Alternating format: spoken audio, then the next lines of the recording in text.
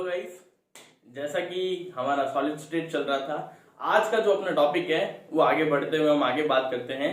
हम आज बात करेंगे क्रिस्टल सिस्टम के अंदर हमारे पास अलग अलग टाइप की क्या है, कुछ लैटिस स्ट्रक्चर्स है जो ब्रेविस ने दी थी। अब ब्रेविस ने जो लैटिस स्ट्रक्चर्स दी थी उसको पढ़ना है। अब ये जो स्ट्रक्चर्स है ये हम क्यों पढ़ना चाहते हैं, हम क्यों पढ़ रहे हैं, ये ध्यान रखना। इस नेचर में जितने भी हमारे पास कंपाउंड्स है या जो भी हमारे पास सब्सटेंस है, पदार्थ जो भी है, उसकी अपनी क्या होती है, एक डेफिनेट स्ट्रक्चर होती है।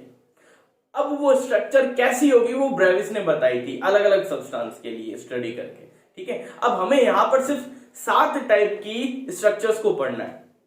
अब उन स्ट्रक्चर्स में आप लोगों को उनके पैरामीटर्स याद रखने हैं और वो स्ट्रक्चर कौन कौन से सब्सटेंस शो करते हैं उसके एग्जांपल्स याद रखने हैं।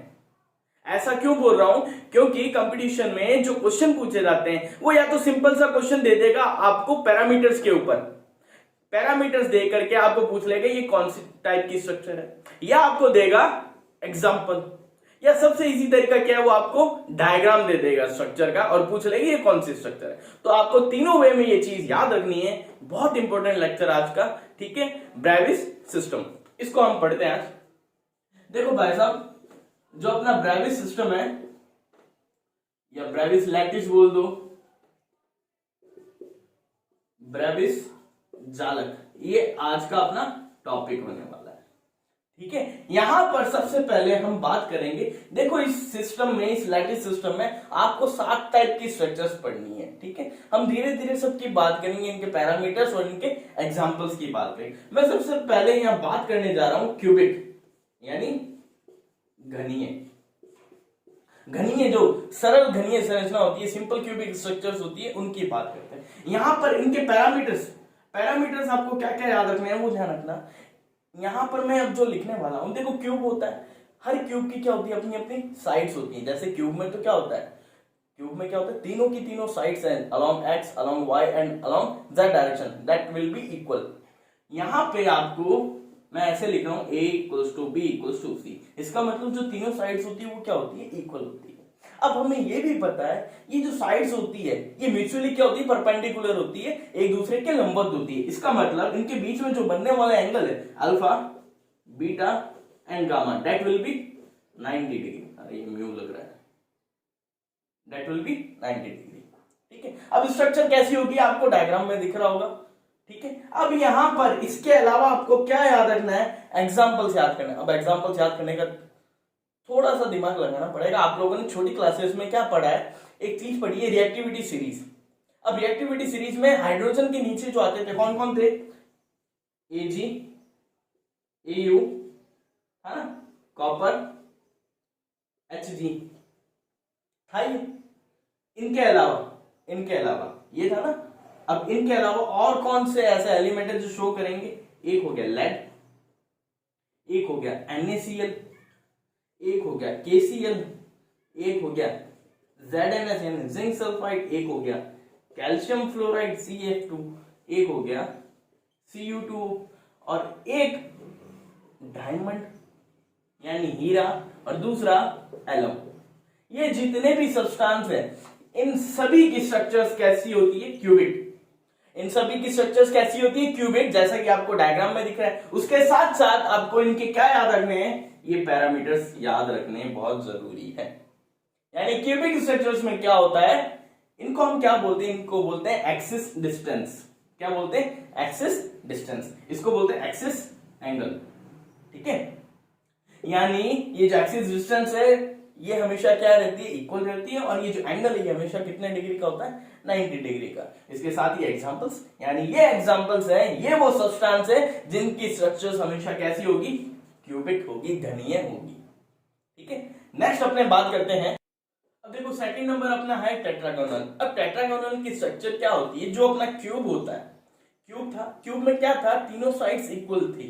लेकिन यहां पर टेट्रागोनल में मैंने क्या किया, टेट्रागोनल के अंदर मैंने किया, जो क्यूब था उसको खींच कर लंबा कर दिया।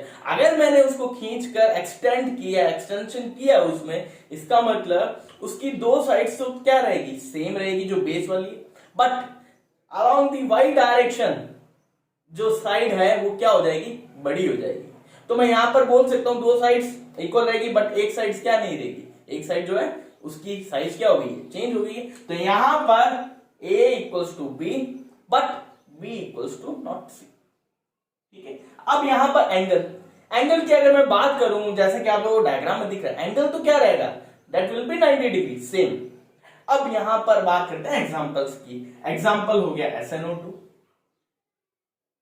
TiO2, ZnO2, यानी tin oxide, titanium oxide, zinc oxide, NiSO4, Zr, SiO4, PbWO4 और व्हाइट टिन यानी शेड टिन। ये एग्जांपल्स आपको याद रखने हैं। यहां पर ध्यान रखना, सिर्फ ये पैरामीटर्स याद रखने हैं आप लोगों को और ये एग्जांपल्स याद रखने हैं, और कुछ नहीं याद रखना, और एक स्ट्रक्चर से याद रखना, जैसे कि स्ट्रक्चर दिख रही है। अब अपने जो थर्ड नंबर है उसकी बात करते हैं। अब अपने बात करते हैं थर्ड नंबर हेक्सागोनल। देखो भाई साहब, हेक्सागोनल में क्या होता है, जैसा कि आपको इमेज में दिख रहा होगा, हेक्सागोनल में क्या होता है, जो दो साइड्स होती हैं वो तो क्या रहती है, इक्वल और म्यूचुअली परपेंडिकुलर, बट एक साइड इक्वल नहीं होती, यानी उसकी जो डिस्टेंस है वो बढ़ा दी जाती है, यानी उसमें वेरिएशन कर दिया जाए। जब उसमें वेरिएशन कर दिया जाता है, उसके साथ साथ यहां पर एंगल में भी क्या होता है, थोड़ा वेरिएशन होता है। वो वेरिएशन याद रखना है कि अल्फा और बीटा तो क्या रहते हैं 90 डिग्री, बट गामा जो है वो क्या हो जाता है 120 डिग्री हो जाता है, जैसा कि हेक्सागोनल में आप लोगों को दिख रहा होगा। अब इसके बाद एग्जांपल्स की बात आती है। एग्जांपल्स में कौन कौन है, zinc oxide, PbI2 lead iodide, cadmium sulphide, mercuric sulphide, Mg magnesium, zinc, cadmium, उसके बाद ग्रेफाइट और आइस। इन सभी की स्ट्रक्चर कैसी होती है, हेक्सागोनल। इन सभी की स्ट्रक्चर कैसी होती है, हेक्सागोनल। तो क्या हुआ भाई साहब, पैरामीटर और एग्जांपल। इसी तरह सब में बाकियों में भी याद करते जाना है, बस देखते रहो, चलते रहो। नेक्स्ट जो अपनी स्ट्रक्चर है वो क्या है, रोम्बोहेड्रल या ट्राइगोनल, जिसे हम त्रिकोणीय संरचना बोलते हैं, जैसा कि आपको इमेज में दिख रहा है। अब इसमें क्या है, अगर आप इस इमेज को देखो तो आपको लग तो रहा है क्यूब है। क्यूब क्यों लग रहा है, क्योंकि तीनों की साइड्स क्या है, इक्वल है। यहां पर क्या होता है, ABC जो होती है, जो साइड्स होती है तीनों, वो क्या होती है, इक्वल। बट यहां पर इनके बीच क्या कर दूं मैं, एंगल डिफरेंट कर दूं, तीनों का एंगल क्या हो, डिफरेंट कर दूं मैं, तो क्या बन जाएगा, रोम्बोहेड्रल बन जाएगा, यानी ट्राइगोनल बन जाएगा, त्रिकोणीय संरचना। अब यहां पर एग्जांपल्स बात करते हैं। एग्जांपल क्या हुआ, सोडियम नाइट्रेट हुआ, calcium sulphate, calcite, quartz, arsenic, antimony and bismuth. ये एग्जांपल्स आपको याद रखने हैं। अब फिफ्थ नंबर जो है अपने पास वो है ऑर्थोरोम्बिक। अब देखो ऑर्थोरोम्बिक क्या होता है, जैसे अपना टेट्रागोनल था ना, टेट्रागोनल में क्या था, बेस को हमने पकड़ के ऊपर से क्या किया था, जो क्यूब थी उसको खींचा था। जब क्यूब को हमने खींचा तो हमें पता चला कि भाई साहब नीचे वाली जो साइड है जो बेस में है, जो ए और बी है, मान लेते हैं फॉर एग्जांपल, कोई भी हो साइड्स, अपने को क्या लेना है, चाहे ए किसी को मानो, बी किसी को, बस वो ध्यान रखना, ए अगर किसी को माना है और बी किसी को माना है, ए के ऑपोजिट हमेशा जो एंगल होगा वो कौन होगा, अल्फा, बी के ऑपोजिट बीटा और सी के ऑपोजिट गामा, बस ये ध्यान रखना, ठीक है। हाँ, तो भाई साहब मैं क्या बोल रहा था, अपने पास जो क्यूब था उसको हमने खींचा तो क्या बना था, टेट्रागोनल। वहां पर क्या थी, दो साइड्स इक्वल थी, बट एक साइड इक्वल नहीं थी उनके। लेकिन यहां पर क्या करना है, तीनों साइड्स को मैंने बोला एक को छोटी रखो, मान लो एक को 2 सेंटीमीटर रखा, दूसरी को 3 और चौथी को तीसरी को 4 सेंटीमीटर रखा। जैसे आपने रखा तो आपने पाया कि भाई तीनों साइड्स हमने क्या कर दी, अनइक्वल। लेकिन मैंने एक चीज और बोल दी आप लोगों को, वो तीनों की तीनों साइड्स क्या होनी चाहिए, म्यूचुअली परपेंडिकुलर, एक दूसरे के लंबवत होनी चाहिए। तो हमारे पास जो स्ट्रक्चर उभर के आएगी वो क्या होगी, ऑर्थोरोम्बिक। डायग्राम में देखना, डायग्राम में आपको ऐसा दिख रहा होगा ऑर्थोरोम्बिक। तीनों साइड्स क्या करती है, हमने अनइक्वल करके लेकिन म्यूचुअली परपेंडिकुलर कर दिया। तीनों के बीच एंगल तो क्या है, 90 डिग्री है, बट जो साइड्स है वो क्या कर दी, हमने अनइक्वल कर दी। अब जो स्ट्रक्चर बनेगी ऑर्थोरोम्बिक। अब देखो यहाँ पर स्ट्रक्चर्स और ये जो ब्राइटस लेटिस है इसको याद करना पड़ेगा आपको इसकी स्ट्रक्चर्स याद करनी पड़ेगी, सभी की बना बनाकर। पेन उठाओ, हाथ से बनाओ एक एक स्ट्रक्चर, पॉज करके एक एक स्ट्रक्चर याद करना, एक एक पैरामीटर याद करना, इनको रटना पड़ेगा। ये जो टॉपिक है ये पूरा रटने लायक है। यहाँ समझने की बात ये है कि भाई वेरिएशन कहाँ होगा, बस इतना सा। बाकी ये एग्जांपल्स है तो याद करने पड़ेंगे सबके, ठीक है। अब इनके एग्जांपल्स की बात करते हैं तो एक हो गया हमारे पास पोटेशियम नाइट्रेट, एक हो गया पोटेशियम सल्फेट, एक हो गया लेड कार्बोनेट, एक हो गया बेरियम सल्फेट, एक हो गया मैग्नीशियम सल्फेट डॉट 7s2, एक हो गया रोम्बिक सल्फर। ये सारे के सारे एग्जांपल किसके हैं भाई साहब? ऑर्थोरोम्बिक स्ट्रक्चर के यानी विषम लंबाक्ष के। ठीक है, अब जो 6 नंबर आती है अपने पास उसकी बात करते हैं। नेक्स्ट जो अपनी स्ट्रक्चर है वो है मोनोक्लिनिक स्ट्रक्चर। अब मोनोक्लिनिक स्ट्रक्चर सुनना क्या है, अभी हमने इससे पहले जो स्ट्रक्चर बनाई थी वो क्या थी? ऑर्थोरोम्बिक थी। अब उस ऑर्थोरोम्बिक स्ट्रक्चर में क्या था? जो तीनों साइड्स थी वो क्या थी? अनइक्वल थी, बट जो तीनों एंगल्स थे वो क्या थे? 90 डिग्री के इक्वल थे। ठीक है, अब यहां पर मेरे को क्या करना है? उस ऑर्थोरोम्बिक स्ट्रक्चर को ही मैं मॉडिफाइड करूं, अल्फा और गामा को तो क्या कर दूं? 90 डिग्री, बट जो बीटा है उसको क्या कर दूं? 90 से हटा दूं, यानी उसको 90 डिग्री नहीं रखूंगा तो मेरे को जो स्ट्रक्चर मिलेगी वो कौन सी होगी? मोनोक्लिनिक स्ट्रक्चर है। यहां पर जो साइड्स होती है वो सारी की सारी एबीसी अनइक्वल होती है, बट अल्फा और गामा क्या रहता है? 90 डिग्री, और बीटा क्या रहता है? 90 डिग्री नहीं रह पाता, जैसा कि स्ट्रक्चर में आपको दिख रहा होगा। अब इसके एग्जांपल्स देखना क्या क्या है। सोडियम सल्फेट डॉट 10s2 यानी Na2SO4 डॉट 10s2, इसको हम कैसे बोल सकते हैं? सोडियम सल्फेट डेका, 10 का मतलब डेका। जब वाटर के मॉलिक्यूल जुड़ जाते हैं तो हम बोलते हैं हाइड्रेटेड सॉल्ट्स, तो क्या हुआ? Sodium sulphate Deka hydrate. Next अपने हम बात करते हैं, ये जो है अपना एग्जांपल Na2B4O7 डॉट 10s2, इसको हम क्या बोलते हैं? आप लोगों को पता ही है, इसको हम क्या बोलते हैं? बोरेक्स बोलते हैं। CSO4 डॉट 10s2, इसको हम क्या बोलते हैं? ये बताना दिमाग में याद, छोटी क्लास में नाम पढ़ा है, इसको बोलते हैं जिप्सम। ठीक है, इसके बाद मोनोक्लिनिक सल्फर। तो ये सारे के सारे किसके एग्जांपल हैं? मोनोक्लिनिक स्ट्रक्चर्स के। ठीक है, नेक्स्ट अपने पास जो स्ट्रक्चर है वो है ट्राइक्लिनिक स्ट्रक्चर। अब ट्राइक्लिनिक यानी त्रिताक्ष बोलते हैं इसको हिंदी में। अब इसमें क्या कर दूं, जो मेरे पास पहले की स्ट्रक्चर है जिसमें हमने बीटा को 90 डिग्री के बराबर नहीं रखा था, अब यहां पर मैं क्या करूं? सभी एंगल्स को 90 डिग्री के बराबर ना रखूं, यानी सब के सब 90 डिग्री के इक्वल ना हो, तो क्या होगा? साइड्स अनइक्वल चल रही है, एंगल्स भी क्या हो जाए? अनइक्वल हो जाए, but not equal to 90 degree. तो जो स्ट्रक्चर मिलेगी ट्राइक्लिनिक मिलेगी, जैसा कि आपको स्ट्रक्चर में दिख रहा है। अब इसके एग्जांपल्स याद कर लो। Calcium sulphate dot 5s2O, K2Cr2O7 यानी पोटेशियम डाइक्रोमेट, S3BO3 यानी बोरिक एसिड। ठीक है, इसको क्या बोलते हैं? Boric acid. अब हम आगे बात, अब देखो, अब अगर मैं बात करूं कि भाई साहब ये याद कैसे करें, तो सुनना, देखते रहना। मैंने क्या लिया? क्यूबिक स्ट्रक्चर ली। क्या थी? क्यूबिक स्ट्रक्चर क्या थी? जिसमें सभी sides A B C equal होंगी और सभी एंगल्स यानी जो तीनों साइड्स म्यूचुअली परपेंडिकुलर होगी, यानी alpha beta and gamma will be equal to 90 degree. मैंने क्या किया था? क्यूब को पकड़ के, नीचे वाला बेस पकड़ के उसको खींचा, तो उसकी एक साइड क्या हो गई? अनइक्वल होगी, लेकिन तीनों के बीच एंगल क्या रहा? सेम।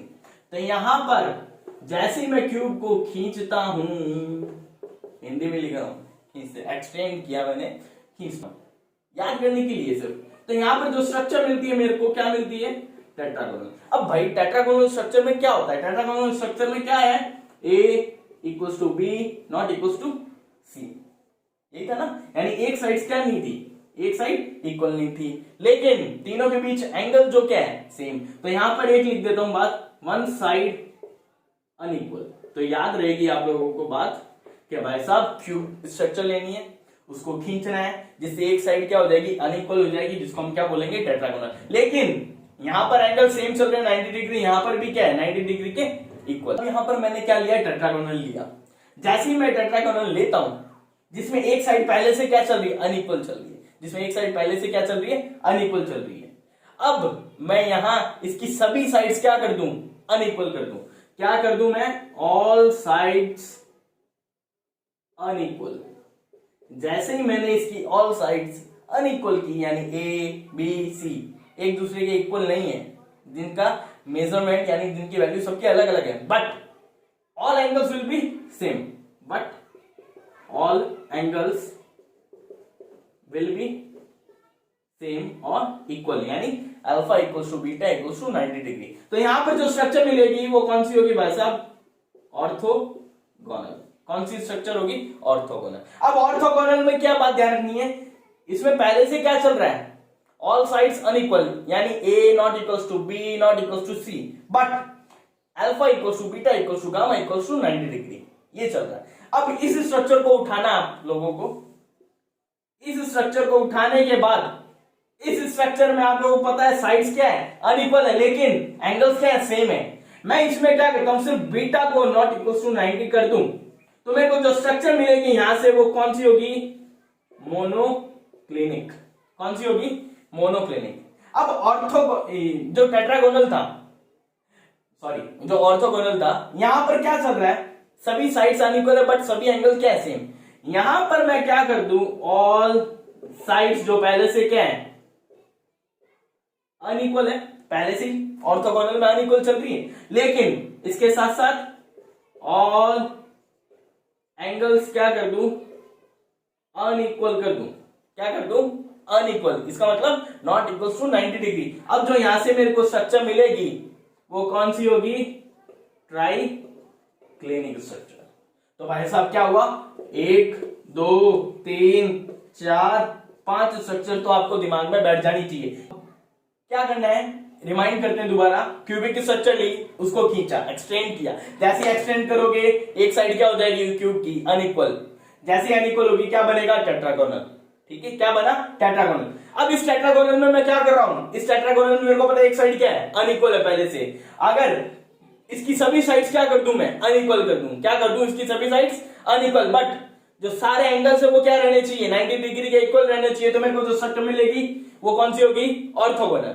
अब यही ऑर्थोगोनल स्ट्रक्चर लेनी है, इसमें सभी साइड्स पहले से क्या चल रही है, अनइक्वल चल रही है। इसमें पहले से क्या चल रही है, सभी साइड्स अनइक्वल, बट सभी एंगल पहले से क्या चल रहे हैं, इसमें सेम चल रहे हैं। मैं यहां पर क्या करता हूं, जो बीटा है उसको 90 डिग्री इक्वल नहीं रखता, अल्फा और गामा को रख देता, बट बीटा को नहीं रखता। जो स्ट्रक्चर मिलेगी मोनोक्लिनिक।